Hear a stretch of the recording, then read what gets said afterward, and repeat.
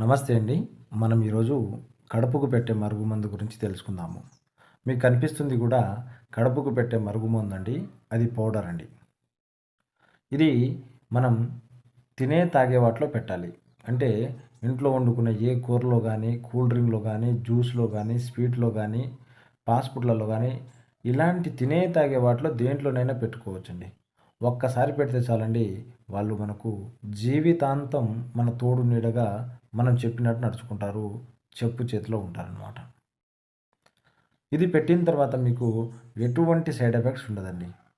మళ్ళీ అది తినకూడదు, ఇది తినకూడదు, ఆ పథ్యం, ఈ పథ్యం అంటూ ఏది ఉండదండి.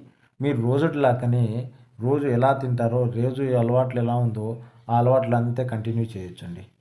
మీరు పెట్టినట్టు కూడా తెలియదండి. ఇది ఎందుకు పెట్టుకోవాల్సొస్తుందంటే, భార్యాభర్తల మధ్య సమస్యలు ఉన్నవాళ్ళు. అంటే భార్య భర్త మాట వినకున్నా సరే, భర్త భార్య మాట వినకున్నా సరే, అలానే తాగొచ్చి ఇంట్లో గొడవ చేసిన వాళ్ళకు, ఎఫైర్ పెట్టుకొని ఇంట్లో పట్టించుకునే వాళ్ళకు, మరి కొందరికి